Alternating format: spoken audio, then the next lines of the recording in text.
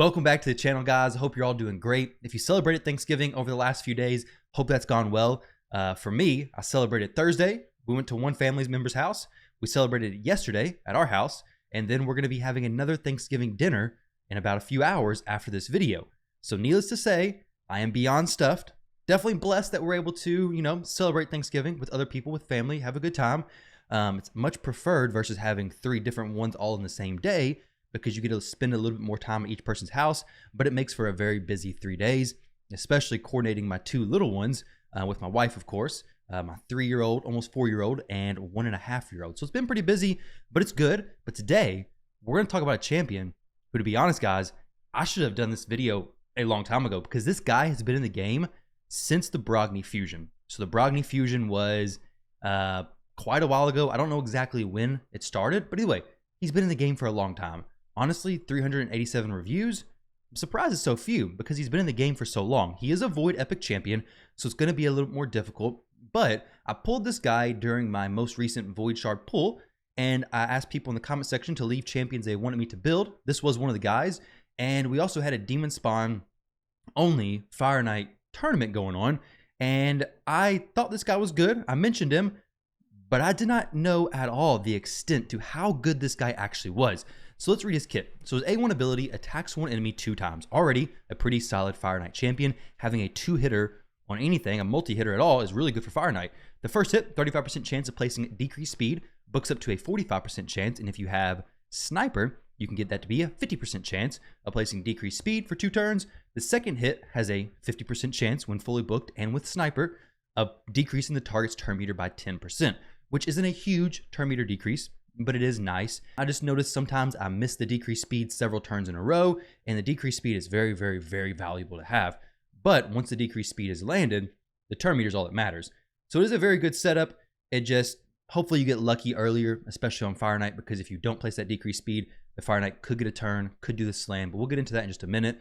His A2 ability, attacks all enemies. 75% chance, books up to a 100% chance of placing 50% decreased attack for 2 turns. It's an AoE decreased attack. After attacking, transfers all debuffs except for your CC debuffs, your control debuffs, your stun, sleep, freeze, fear, true fear, provoke, and petrification from all allies to this champion. So all the poisons, all the weakens, decreased defense, he takes them all to him. And then his A3 ability transfers all debuffs from this champion to a target enemy. So on Spider, you can take all those poisons. Then the next turn, you take all the poisons from the A2 ability, and then the next turn, you use the A3 ability, and you transfer all those debuffs from this champion to the target enemy. Then attacks the target, and if that wasn't enough, steals 100% of the target's turn meter if this attack is critical. So right off the bat, you have to build this champion with crit rate. If you don't, his kit's just not going to work that great. But steals 100% of the turn meter is significantly different than reduces 100% of the target's turn meter, because stealing, now he goes from being, say, he does his ability, he has 0% turn meter, but he steals 100% of the target's turn meter. The target had, say, 50% turn meter, and now Skimfos all of a sudden has 50% turn meter boosted. This is a 3-turn cooldown, so he goes from this ability into his A1 or his A2, whichever one it may be, and then he's going back into this ability very, very quickly. So this guy has an extreme uptime on this A3 ability, which makes him incredible for Fireknight. And if you're turning off the A2 for Fireknight, which I recommend doing, then he's just going from decreased speed / decreased turn meter to a full decreased turn meter, back and forth. It's crazy. Very, very good. His passive is heals this champion by 5% of their max HP for each debuff on them at the start of each turn. So on Spider, you have all those poisons on you, have the 5% poisons, and he's healing by 5% for each one of those poisons. So it's basically a damage mitigation, right? You have the poisons, he's healing based on the poisons, essentially mitigating them, and you're going to be good to go. If this champion is under 4 or more debuffs at the start of the turn, places an increased attack and a 30% increased crit damage buff on this champion for 2 turns. That's a nice ability to have. His multipliers, let's talk about those for just a second, are actually pretty good. But with any champion that you have where you're like, okay, let's go ahead and build this champion to place a debuff, do an effect, like a turn meter steal or whatever it may be, you typically build those champions with accuracy. If you want their abilities to work, you need the accuracy. And if you want the champion to do damage, you're going to have to build attack, defense, whatever their damage-based stat is, plus crit rate and crit damage. In this case, he's attack-based champion. So in order to make him nuke, you need to build a lot of crit rate, well, 100% crit rate, a lot of crit damage, a lot of attack, a lot of speed, and then some good accuracy to actually do the effect. And if your gear can allow for that, That's great. That's going to work amazing because his multipliers are very, very good. His A3 ability, that single target ability, has a 5.6 attack multiplier. His base attack is 1432, so it's actually a pretty good amount, especially for a champion who brings as much support as this guy has. And then his A2 is a 3.75, which is also pretty good for an A2 ability, AoE with that decreased attack, 3.75 attack multiplier, and his A1 is a 1.85. Remember, he's going to be cycling through his abilities very, very quickly, but for me, I don't think that going the attack build and going a high damage dealing build is going to be the best build for most players. For me, I think the best build for most players is going to be get your HP and defense to a range that's going to allow him to survive. So for me, it's 31,000 HP, pretty good. 30,000 plus is pretty solid. 3,000 plus defense, once again, pretty solid. And his base defense, to be honest, is actually pretty good, especially for an attack-based champion. 1,000 defense isn't that bad at all, especially when you compare it to a champion like Royal Guard, who has a very low base defense at 771. So Skimfos is looking amazing compared to Royal Guard. But either way, get good attack, get good HP, get good defense, get good speed, because remember, the A3 ability, reducing the turn meter, especially on things like Fireknight, you're going to want to take turn after turn after turn, go very frequently, because you can use this guy essentially to be your main turn meter reduction champion, possibly your only one. In my case, I do use Cold Heart, but if you're doing stage 20 Fireknight, you can fully reduce the turn meter, whereas on stage 21 and above, the turn meter reductions are reduced, so you can't fully reduce the turn meter. But either way, get him to 100% crit rate, very, very much needed, very important. You don't necessarily need crit damage, but if your gearing allows for you to actually put some crit damage stuff, crit damage gloves, crit damage necklace, definitely do it. Definitely gonna be good. He has hard hitting abilities and can definitely make your runs be sped up. 264 accuracy for Fireknight, Spider, for those stage 20 plus dungeons. So stage 20, 21, 2, 3, 4, and 5, you only need 200 accuracy. So 200, say 215, 215 accuracy, you're gonna be good to go. So try to hit those stats. You're going to be perfectly fine. No issues whatsoever. Now, one quick thing, I do often forget to mention the blessings. As far as blessings go, commanding presence is good. Having cruelty is actually really good as well. He has one AoE ability, so it is nice. You could do the decreased defense. This will be helpful for the rest of your team. Commanding presence is nice, especially on those higher ascensions, because that 35% boost to your team aura is pretty solid. You guys let me know if you think any other blessings are going to be especially beneficial, but I do think cruelty probably be pretty nice, especially on things like Fireknight. Him reducing the target's defense, allowing your other champions to hit harder, kind of sounds like a win-win situation to me. Now, as far as his masteries go, before we jump into the actual showcase, this is how I have him built. I have him built with some crit rate, typical offense masteries. Let me hide my webcam real quick, and then some support stuff. I picked up Sniper, picked up Evil Eye for some extra turn meter decrease. We picked up Arcane Celerity for some, turn meter boosting, potential turn meter boosting. Whenever a debuff expires, he places that decreased speed, he places decreased attack. So he has a few debuffs to place. And then we have the typical offense masteries over here. I did opt for War Master because I do like the idea of potentially getting those extra War Master procs on things like the Fireknight or things like Spider. So this is the setup I have. Definitely not the most optimal for every single build. You guys may want to switch this up a little bit, but so far I've been liking this. Definitely some viable arguments for Cycle of Magic, so on and so forth. But that is what I currently have. So now let's jump into actually showing what this guy can do. Let me get my webcam back on. There we go. So the two main areas, so campaign, don't care about it. Dungeons, that's where we're going to be focusing. Faction Wars, it's going to be amazing. Decreased attack, turn meter reduction, decreased speed, and decreased turn meter on the A1. Very, very solid. Arena, he has a turn meter decrease and he has a decreased attack. If you're early game, very early, like mid game, you may be able to justify him on a classic arena team or a 3v3 team, but to be honest, he's going to fall out of your team very quickly. I think there's a lot of better options for most players, but some players who are pulling him early on could definitely throw him in. Full turn meter decrease back into the AoE A2 ability, it could be viable, but I don't think most players are going to be doing that. Clan Boss, don't worry about it unless you're like day one, you pull him, you build him, maybe throw him in your Clan Boss team with War Master plus Lifesteal gear. Hydra, not going to do anything there.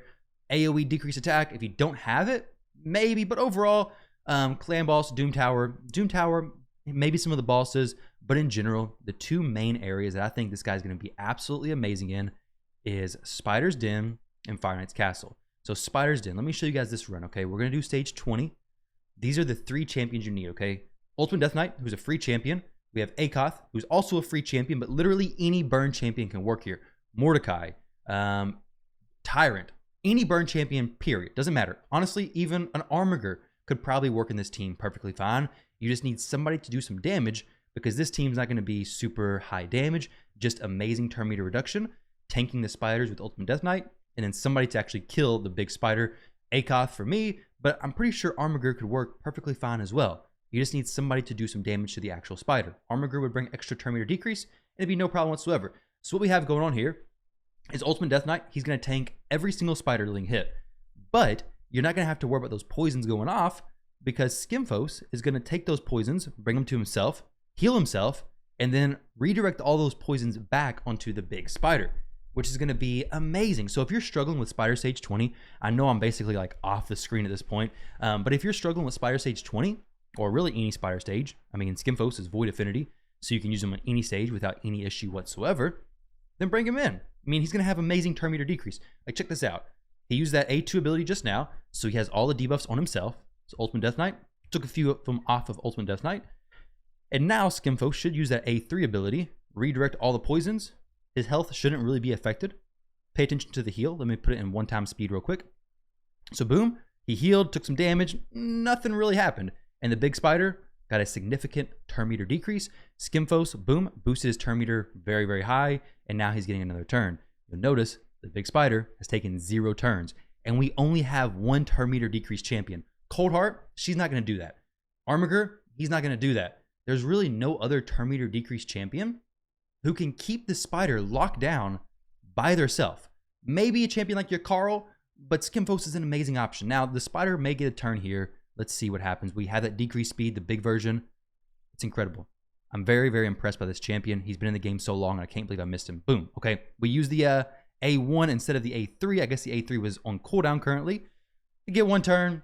Ultimate Death Knight tanks it. Not a big deal. We get 1 big hit. And yeah, we're all perfectly fine. We have those shields from Akoth, and honestly, 1 hit from the spider isn't going to do that much. Just makes the run take a little bit longer. So now Skimfos should come in with that A3 ability. We may have to change the presets. Honestly, I don't have any presets on this guy whatsoever, so he may only use that A3 ability, that big turn meter decrease, when the spider is above 50% turn meter. A lot of turn meter reduction champions will only use it at that point, which could be a little bit bad, especially in a run like this, where that ability is off cooldown very frequently, and you want to use it every chance you get, basically, because it's stealing the turn meter. There's really no downside to use it. Let's see if it's off cooldown, see what he does. So it's not off cooldown yet. He should use the A2. He has all those poisons on himself. So we have, let's see, we have 1, 2, 3, 4, 5, 6, 7, 8, 9, 10 poison debuffs, which would be 50% of his HP, right? 50% of his HP, and then watch. Nothing. He just healed himself from all those poisons, and now all those poisons from me are going to go back to the spider. All the spider's turn meter is going to come back to me. It's awesome. Very, very impressive. Very, very solid champion, especially if you're working on progression. Now, if you're going to use this champion to like actually do speed runs, I kind of doubt it, but it's definitely possible. Now, that is for Spider. Let me show you guys Fireknight. So this guy's actually made a part of my Fireknight 24 team right now. Not 100% sure if I'm going to keep him here or not, but as far as the presets go for this team, I have my Seer, just typical Seer build. These are her presets, round 1, round 2, round 3. You guys can see her entire build over here. Savage and I think Cruel Gear, maybe Savage plus crit damage actually. Renegade, round 1, round 2, round 3. We have Coldheart, round 1, round 2, round 3. Coldheart's Phantom Touch actually has an interaction with Fireknight that I didn't realize, but I'm fairly sure, like 99% sure, the Phantom Touch procs reduce the Fireknight shield, but it doesn't actually register. I'll show you guys what I'm talking about in just a minute, but we have Skimfos, round 1, round 2, and then round 3, I turned off that A2 ability and just have the A1 and A3 going. And then Lydia, round 1, round 2, and then round 3, opening with that double hitter on her A3 ability, and then just doing whatever she wants. You can definitely use a different champion besides Lydia. She's not needed. It just really depends on if your Seer can kill the waves without too much of an issue. And this is going to work perfectly fine on stage 20 as well, because like I said, Skimfos is all affinity friendly. So if you're somebody who's been stuck on Fireknight stage 25, because you only have a lure for turn meter decrease, well now you can possibly do stage 24 because now Skimfos basically replaces a lure in what she does by keeping the turn meter locked down on the Fireknight. I'm going to show you guys what I'm talking about as far as Coldheart though. So the Phantom Touch on her is kind of needed. You may have to change the presets if you don't have Phantom Touch, but I'm going to do this in manual for just a second. So you'll see a 2-hitter from his A1, So now it's 10 turn, 10 shield stacks. Now it's 8. We have 2 hitter from Lydia's. And now we'll just use a single target from Renegade. I want her to be able to use that A2 once the Fireknight shield comes down. So then that A2 ability has a chance of placing that decreased speed. Seeger's going to do her A1. Now we have 6 hits of the Fireknight shield. I'm just going to do this A2. Typically, I would do the A1 again. But with Cold Heart, I want you guys to pay attention to this, okay? So the Cold Heart's hit is going to be 4 hits. So the Fireknight should have 2 pieces of his shield left. I do the 4 hits, and watch the red numbers, okay? You'll see this, boom, there's 1 red number, okay? 4 hits, but this makes no sense because there was 6. Cold Heart hit him 4 times, so it should be 2. I'm not that bad at math, I don't think. And then watch Skimfos. So Skimfos uses A3, and then boom, reduces the turn meter. Skimfos' A3 is a single target hit. It only hits 1 time. So his ability should be hitting once and then dropping the shield to 3, but Cold Heart's should have been taking it down to 2 turns left at least, but then having that Phantom Touch would have been 1 turn, and then Skimfos' 1 hit, dropping the turn meter. That makes sense. It's just some glitches on what's actually being shown with the Fireknight shield. For a little while, I was confused, but it's the Phantom Touch knocking the shield duration down, but it's not actually registering, and it didn't even register her hit, honestly. It's very weird how it works, but if you want to run this team and you don't have Phantom Touch on Cold Heart, you may have to switch up the turn order. You may have to have Renegade using the A2 first and changing it up a little bit. But if you do have Phantom Touch on Cold Heart, it's an amazing, amazing blessing to have on her and can make the run go very smooth. You can see this is a fairly fast run in my opinion. I mean, especially doing that manual for so much. And Skimfos, I don't really think there's any point where I'm worried about the Fireknight getting a turn. I'll do 1 more run so you guys can see it. 1 more without me pausing and everything. But so far, it seems pretty smooth, for real. Lydia has the smite on the Fireknight, but it's not really going to do anything. The run's been like 1.5 minutes, somewhere around there, which for Fireknight is not bad whatsoever. So we'll try it 1 more time. No manual interventions whatsoever. The first waves, I need to get my Seer built up a little bit better. That's just bad, guys. I'm not going to let this be shown, okay? We're just going to forget about that. Imagine it never happened. Lydia missing the decreased defense or the weaken makes the run get a little bit weird. It should be fine still, but it does make it get a little bit weird. So Cold Heart, boom, drops both those waves. I'm considering switching out Lydia for Ghostborn. I just need my champions to be a little bit faster because we miss out on the decreased speed if I do that. And the decreased speed is pretty important because it allows my champions to actually get back around and Seer to do the nuke before Skimfos takes too many hits. So you see right there, he took 1 hit. Not a big issue, but I don't want him to take a beating. So there we go. Fireknight at about 30 seconds. And then you'll see Cold Heart doing her ability in just a second. So 6 shields. Now it's 1. And then boom. It registered correctly that time, I believe. But still, it's like, okay, the Phantom Touch worked that time. Sometimes it doesn't. I don't know. So just try the run. Give it a test. See how it performs for you. But so far, I mean, Skimfos, let's see. He already has the decreased speed, the big version of that decreased speed. Renegade does bring the small version. So it's kind of like a backup until Skimfos does apply his. But now you just should do the A3, boom, full turn meter decrease. Now, obviously, this run is not going to be 100% success because if you have a resist from Skimfos and a resist from Cold Heart, it's going to fail, most likely, assuming the Fireknight one-shots. But if not, it could be perfectly fine. I've ran it several times now. Hasn't been an issue whatsoever, so we'll see. We'll get the reset from Renegade and then the double turn meter reduction, boom, from Cold Heart, and then boom from Skimfos. Now the Fireknight is back to square 1, and he is almost dead. So pretty interesting team, especially with no allure. Still Seer, but you could use a Poison Explosion champion. You could use any of those typical wave clear champions. Just get to the boss. Skimfos will take care of the turn meter more or less by himself. The Cold Heart assist is nice. Having Armiger could work very well also. Strong affinity champion. A1 decreased turn meter and that A2 big max HP hit. Honestly, Armiger could possibly even be better, except for the fact that Armiger doesn't bring a multi-hitter on the A1 ability. So this is with, I think, 60 FPS. It's going to be slower. When I run it on unlimited FPS, it's been about 1:40, I think is actually what it was. There we go. But 2 minutes and 5 seconds on Fireknight stage 24. For a lot of people, that's going to be faster than they ran before. I mean, it's a pretty respectable time, in my opinion. For stage 24, you get good energy cost, good rewards from it. So guys, hopefully that gives Skimfos some love. Hopefully you guys can see his value. Maybe try him out, give him a shot. I know he definitely impressed me. Definitely a champion worth building even into the late game. So guys, hopefully you enjoyed it. Thank you all very much for watching, and I'll be back with some more champion showcases of champions who've been in the game for way longer than they should have been before I've done a video. So guys, hope you all enjoyed, and I'll catch you in the next one.